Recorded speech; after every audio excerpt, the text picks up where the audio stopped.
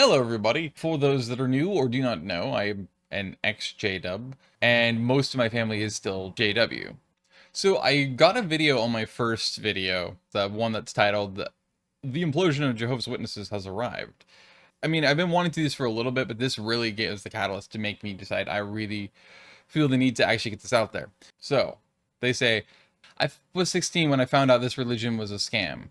I remember seeing a few videos of propaganda against JWs, and I was intrigued, so I watched them, and I slowly started to realize how bad this cult is. Then I watched this video, and I realized that my entire life was a lie, and that my parents' religion and life goal was all fake. I'm 17 now, going on 18 in like 10 months, and I am definitely leaving when I can. The only problem is that I do not want to leave because I love my family and all my friends are in this cult because I never was allowed to make friends outside of the congregation, and I do not want to be shunned by my family and friends, aka abandoned.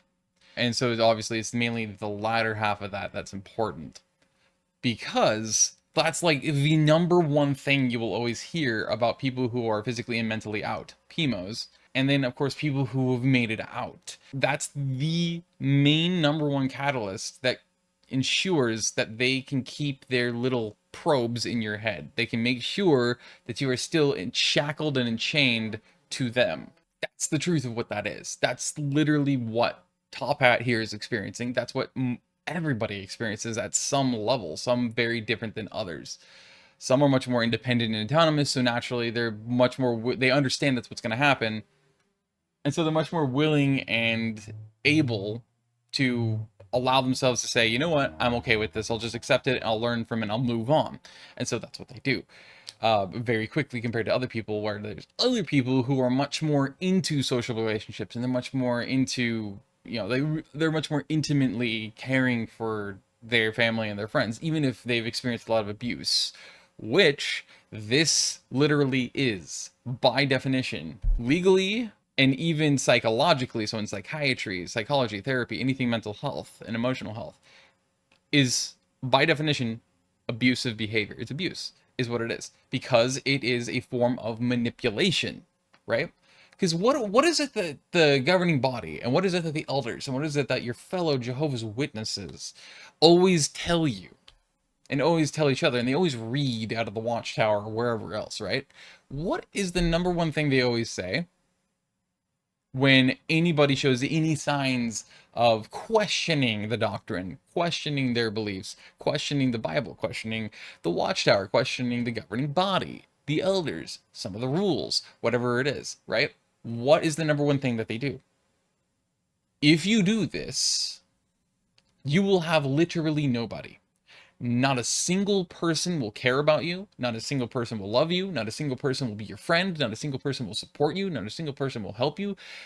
Nobody will ever give a fuck about you. You'll be eternally alone. Nobody will love you. You're just gonna suffer indefinitely until you realize what grave error you've made, and not believing in every last thing that the governing body or Jehovah tells you to believe, and believe this doctrine, toe the line and lick the boots, like the rest of us do, like little Moditons. Because we care so deeply about you. That's why we literally are telling you we will abandon you when we say that. They're literally admitting, yeah, we're going to completely abandon you. We're going to suddenly not support you, not love you, not care about you, whatever, blah, blah, blah, blah, because you aren't towing the line. You dared to use your own mind, to think for yourself, to question certain things, you dared allow your own feelings, because they're satanic, to actually allow yourself to be consumed by Satan and his demons, which is always their go-to as well. If the other part isn't enough, or they don't feel like you're sufficiently terrified enough into making sure you stay in their control, they always throw the fucking Satan as demons in there. The worldly tag of Satan and his demons. Anything that is not exact doctrine and is not absolutely JW is automatic Satan and his demons, and influence from them, and them taking control of you and your body and your mind, and poisoning your spirituality, because they've trained your brain They programmed it to think, feel, believe, and see everything in a very particular way, for you to make very specific choices and do very specific things, and only those things. Because if you made any other choices, or thought any other thoughts, or believed anything else, or questioned anything else, well, then that's Satan and his demons. You see how that works? It's a self-fulfilling prophecy that only loops. They're doing that because they want to make sure you stay put. It's the favorite tool of religion. It's the favorite tool of government.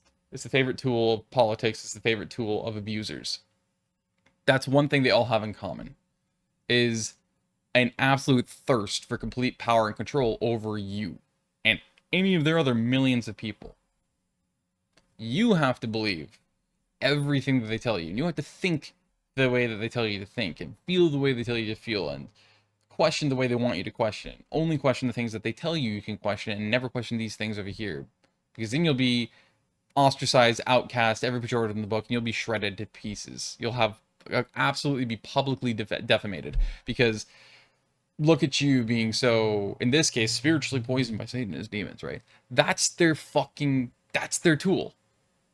That's why they do this, because they are abusing you. They're manipulating the fuck out of you to make sure that they keep that complete power and control over your mind, and thus your life. That's why when it's not enough, or they fear it's not enough, they use the fear-mongering tactic for the whole Satan and his demons thing. Because the other fear piece in there wasn't enough, or they don't believe it's enough for you to keep you enchained and enslaved to them. Which, of course, was, again, tacking in the whole, you're going to be all alone. You'll never have any friends. You'll never have any family. You'll never have anyone love you. You'll never have anyone care for you. You'll never have anyone help you. You'll never have anyone support you. You'll never have anyone in your corner. You're going to be alone and suffering for the rest of your life. Unless you do everything that we say. And say, good little JW. Or insert literally any other religion here. Or any other government here, technically. This is why they do that. Because they want to make damn sure you are eternally enslaved, basically, as a automaton into their system, their whole way of doing things, their way of belief. That is abusive. Because it is manipulation. This is one of the major reasons why there is just so many people that are PMO or ex-J-dubs that are going into therapy from their experiences leaving always within the cult that we call a religion, JWs, Jehovah's Witnesses. You gotta remember that.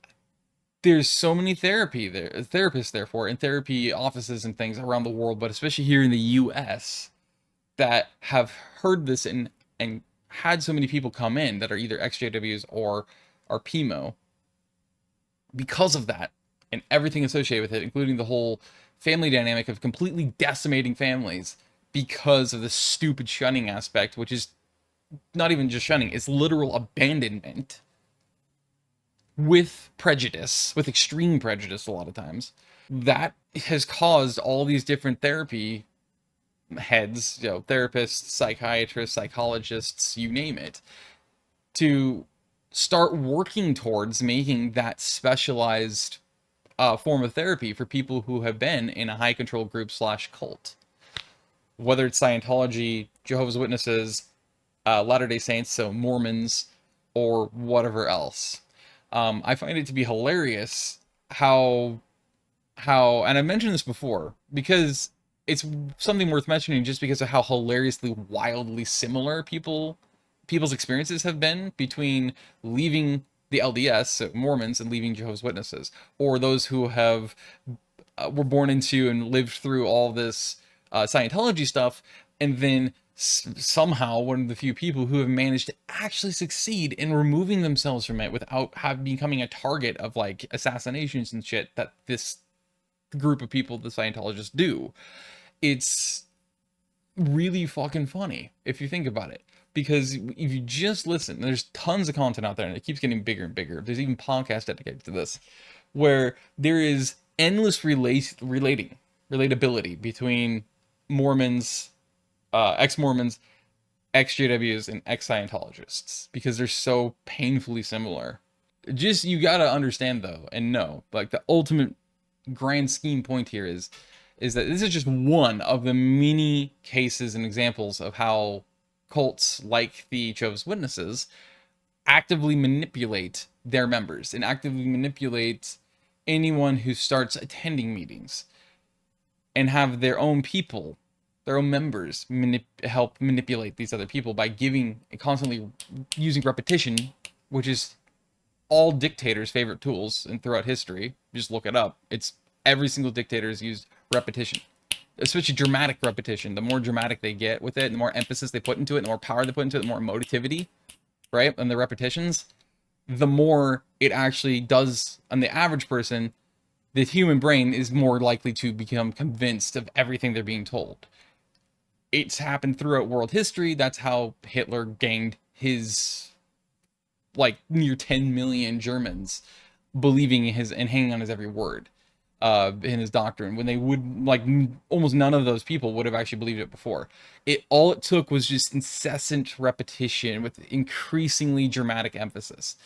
And eventually the brain is programmed to believe what it has heard nonstop, which is how we get to the idea that, again, humans are influenced by each other, right? We're very easily influenced by who we surround ourselves with or who we're around, because it's habitual, it's normal. This is who we're used to, right? We're always around these people and this kind of environment, in this kind of situation, scenario, energy, everything else, this kind of talk and thought. So naturally, you're going to eventually come to believe those things and mirror that. That's the whole influence idea. That's why, again, it's the same thing technically, just in this case with verbalization. You just got to keep doing it more and more and more, and body language, of course. That's why he was, over time, he got more and more dramatic, and he started using more and more gestures and stuff too, and symbols, because, like, audiovisual is one of the most powerful tools to manipulate mind.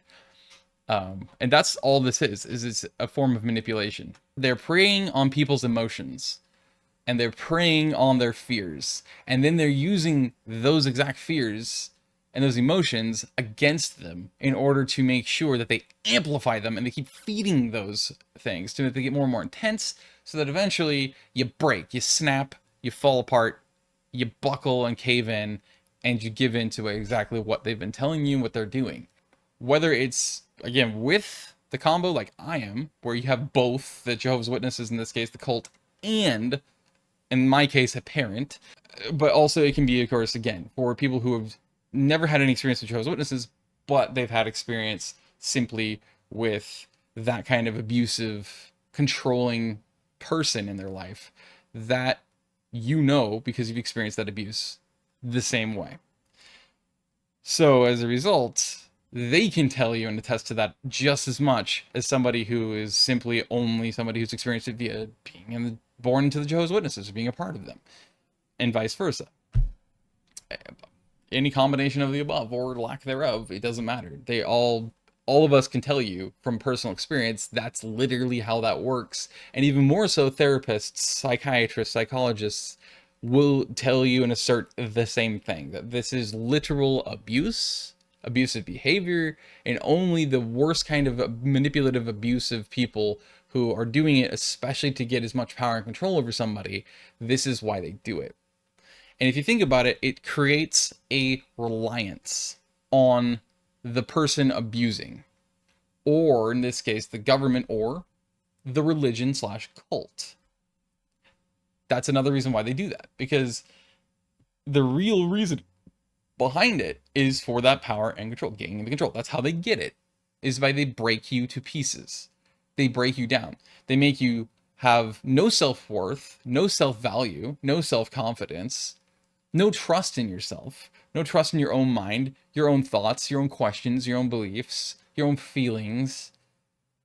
They make sure they destroy every possible piece of your autonomy, your independence, what makes you you. They want to completely decimate it from existence, so that way, once you are completely broken and destroyed into a pit of nothing, they have the complete control and manipulation over you in every way, because you are now reliant on them. which is how you become that much more horrified and fearful at the prospect of, if you leave, in this case, the cult, Jehovah's Witnesses in our case, right? That you are going to have a panic attack because all you know now is that.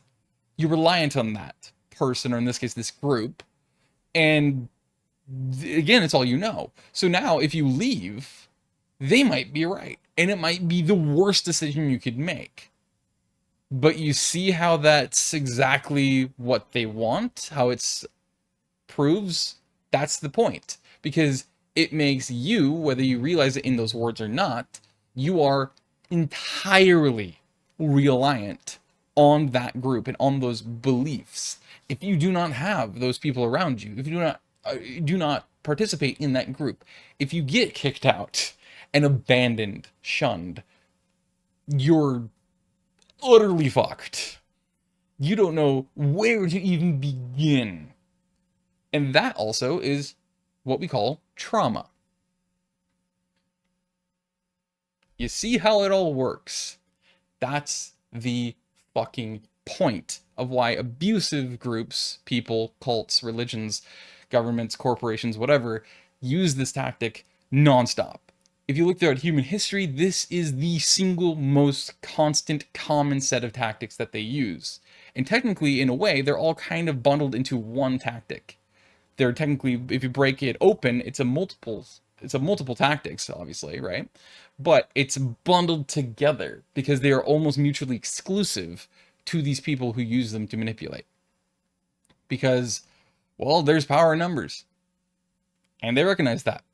So what better than to combine a bunch of different tactics into one major tactic and use them all at once? Boom, boom, boom, boom, boom, boom. I really want to emphasize that you are far from alone. It does not matter how many times and how many people around you insist, demand, no matter how much drama they put into how they emphasize to you, you will be alone, you will suffer, you will be not loved, you will be permanently abandoned by everybody, and you'll be so endangered by Satan and his demons. No matter how much they preach that to you, no, it is a fucking lie. And yes, your peers that are also members of the cult we call Jehovah's Witnesses obviously are not going to know any better. Because they too have been through the same manipulation.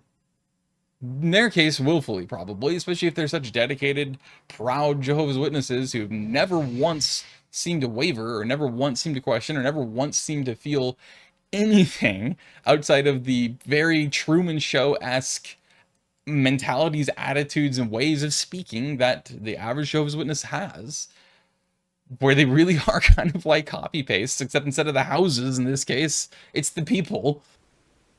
I made macaroni. No shit, they're not going to know any better. They went through the exact same thing that all the rest of us have. They just don't know any better. So of course they're going to keep doing that good work of making sure they give us work on manipulating you too. Convincing you that it's the worst possible decision you can make. That it might literally kill you. It won't.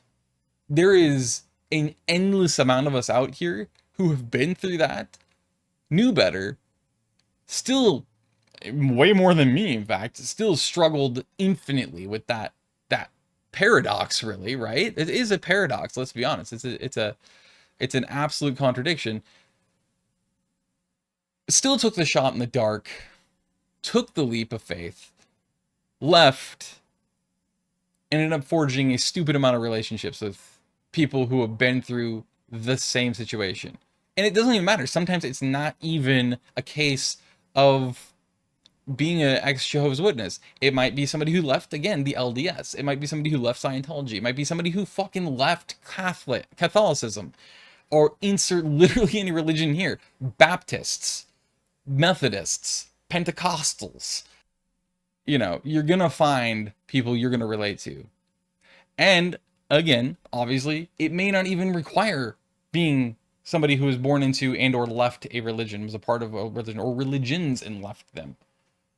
And again, there is endless therapy and therapists out there they have this experience, they have this knowledge now, and they're gaining so much more education, learning, and knowledge from literally us who have been through it, whether it's that or literally in this case the unique position, the unique form of that kind of trauma, from that kind of abuse and control and everything that comes with the territory of high control groups or cults, whichever one you want to refer to them as, like the LDS, like Jehovah's Witnesses, like Scientology, so on and so forth.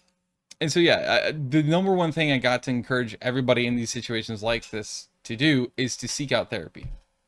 No matter how you have to fandangle it and how you have to do it, if you have to jump through fiery hoops of death to try to bypass and somehow hide that you have to do it, God forbid you're in a situation like that, do it.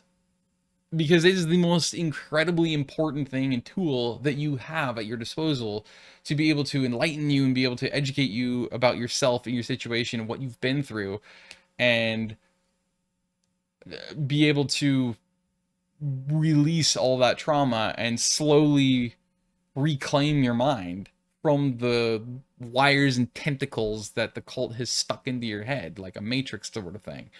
It's the most important thing you can do, and it is genuinely very fucking helpful. When people say get therapy and they recommend this, like I'm doing now, they never add anything else. But there's something that really needs to fucking be said. And it's this. It's the most important piece to that puzzle. And that is that when you go get therapy, do not be afraid to move around. I'm serious. Don't be afraid to dabble and experiment and try different kinds of therapy, whether they're experimental or they are, so they're, in ours, they're new, or they are newer, or they're stuff that you feel kind of wishy-washy about, like it seems a little woo-woo, whether it's hypnotherapy, which is very different than hypnotism, by the way. Hypnotism is the stupid Hollywood showmanship thing. It's not real. Hypnotherapy is very different because it is very real and it is incredibly helpful. But again, everyone's unique, a unique individual living being with unique experiences and unique ways of processing stuff, right? And getting through things. So that's why it's important to be able to experiment, try different things. EMDR, neurofeedback, just general cognitive behavioral therapy, so CBT, which has became like the mainstream now, rather than just your typical talk therapy, right? Whatever the heck it is, again, hypnotherapy, right? Whatever it is, do it. Try it. Give it an honest, 5 to 10 appointments. And if it doesn't seem like it's working at all, you're seeing any progress, and it just doesn't feel right, trust yourself in that and try a different form. Or try a different therapist. Because, again, it's also, you should not just feel bad, never feel bad or weird about or apprehensive about switching forms, so modalities of therapy. You should absolutely, even arguably more importantly, never feel bad and actually want to be willing and encouraging of yourself to, and others that you care about, right? To actually be willing to switch therapists. Just your literal therapist, whether it's you're a psychiatrist, psychologist, or actual therapist. Seriously, be willing to give yourself that space to recognize after 5 to 10 appointments at least. I'd recommend probably closer to 10. To really sit with yourself and ask yourself, especially if you've already asked your therapist at the time about it and mentioned your concerns or any questions that you have, including, have you noticed any progress I'm having? Because again, a lot of times people do not see their progress. And sometimes it can be an immense swath of progress you've made, but you might not see it. You might literally not believe that it's happened, but it does, and it has happened. And so that's why it's important to ask that kind of a question as well, which is technically a concern, right? So being able to have that, give yourself that space to work with your therapist to say, hey, I really feel the need to be able to, if not every appointment, every 2 to 3 appointments, I want you to be able to help me, guide me through to see the kind of progress you have noticed I have made with this already, whether it's a memory or a form of thought or process of programming, whatever it is, right? Because that's really important to do. And if they can't really list much of anything, or, maybe it's somehow very detached from the reason why you're going there. You just don't feel comfortable, even if you simply just don't feel comfortable. Maybe you may be making a lot of progress, but for some reason, it just, you don't feel right about it. Feel free to switch to a different therapist. And when you do that, you might finally click with that person and feel like, yes, this feels right. That's the healthiest, most important piece of therapy, is making sure you click and you fit, you relate with your therapist. If you don't feel comfortable or happy or good with your therapist, if you just feel like they're somehow you clash or that you don't fit together, that's a sign you need to be willing to say, hey, I'm sorry, nothing against you personally, but I can tell we just don't work together.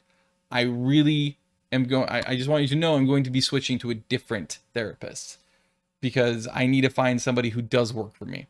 That's what you got to do, because it's such an important piece of therapy, is clicking with your therapist and having that space for yourself to say, this isn't working, I'm going to switch to a different therapist.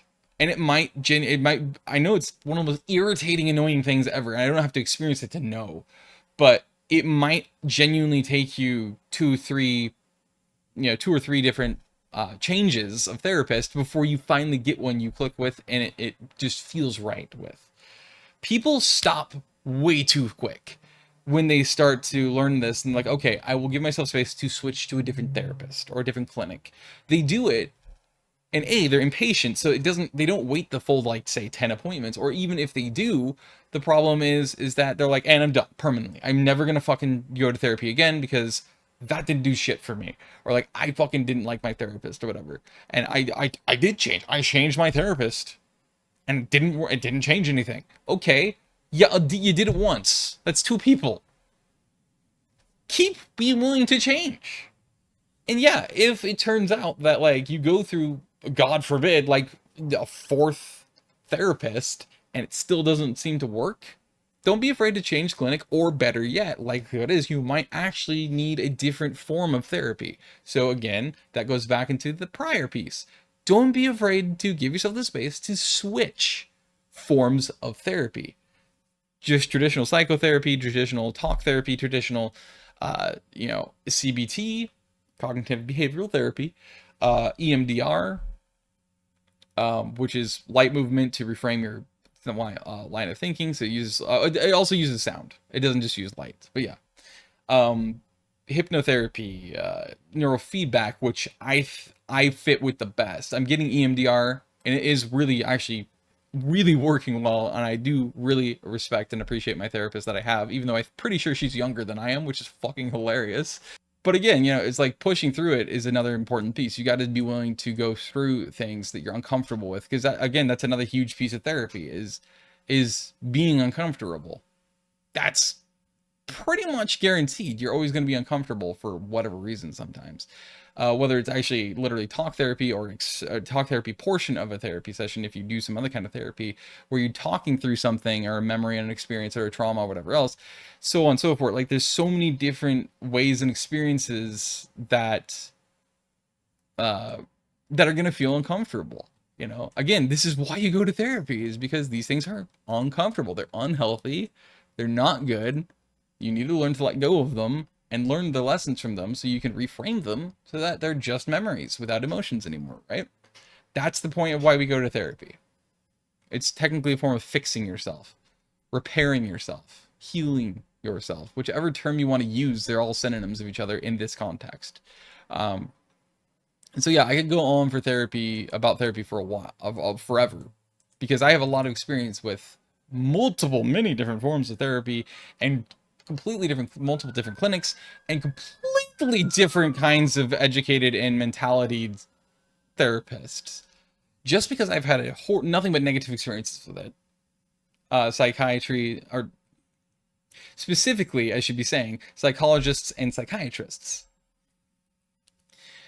There is a stupid amount of people who benefit from it greatly, because again, everyone is a unique individual and very different experiences, different chemistries, everything. So naturally, that further gives you the point that it doesn't matter necessarily what form you go into.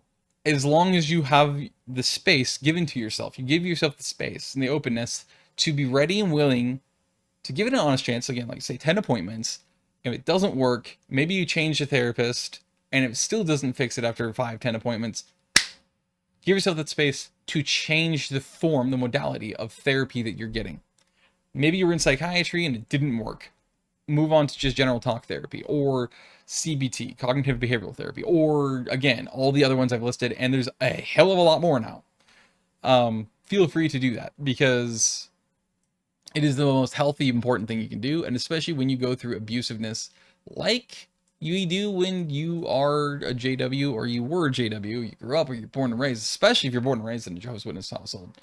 Holy shit. That's way worse and way more negatively impactful overall on your life and your brain, your perception, your understanding, your thinking, your beliefs, your feelings, than it would be if it was as a teen or especially as an adult. So yeah. Or of course you just experience that with your family, or maybe it's a combination. Like again, I've experienced, my family has experienced, my siblings just say have experienced. Therapy is the most important thing you do. And again, because of how many of us have left and or are in the process of leaving, however many years it might take us, because we're PMO, physically and mentally out, and Jehovah's Witnesses, there's so many endless amounts of us, especially at least here in the United States. I can speak to that because I'm from the US, obviously I'm from Oregon. So I can't necessarily say from other countries, but I do know that here, because of this, there's so much of this, and it's just getting more and more common for them, that they're like, we really need to make a specialized form of therapy specifically for people with these experiences. Because they're also getting plenty from Mormons, because there's more and more and more. They're a little behind us in pace, but there's more and more Mormons that are becoming ex-Mormons, ex-LDS, that are also immediately going to therapy, and so they're hearing pretty much the same kind of problems that we have as ex-J-dubs, that they have as ex-Mormons, ex-LDS.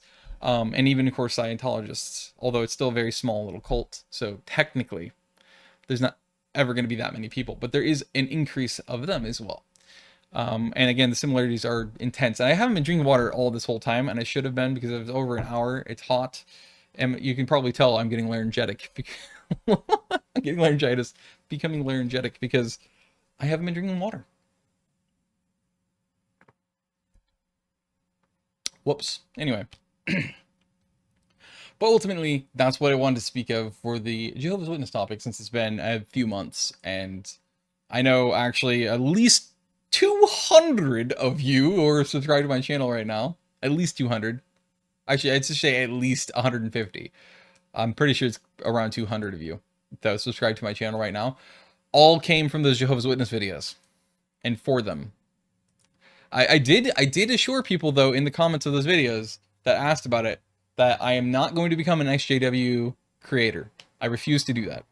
I have way too many passions, way too many topics I am passionate about, or I find important, or I like to talk about. I haven't done gaming videos in, feels like 5 years. It's like 3 months. They're actually probably a little longer than 3 months. God, it might actually be 4 months. We'll see when I get back to that, because that's a phase that I go through, the way my brain works. So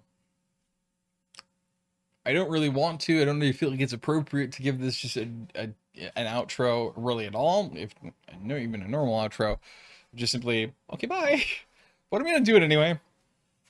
I hope you actually learned something, and I hope you got value out of this video. And especially if you did, of any kind, even if it's negative value, that makes you want to dislike the video or hate it or use me as an example of how much of an apostate I am, which technically that deserves its own video of why apostasy is not apostasy. Because apostasy has a very specific definition and application, and it's not how Jehovah's Witnesses or the governing bodies ever used it. Because what they're referring to is heretics when they say apostates. But anyway, yet another video I could do. Just gonna say, yeah, if it's any value, make sure you share it around, because obviously if you get value out of it, if you learn anything from it, if there's some perspective, or if like you're like, that's what I'm saying, then please, for the love of dog, share it. Because I guarantee if it helps you or you get any value out of it, it's inevitable other people will as well. So share sharing is such an important thing to do when it comes down to value.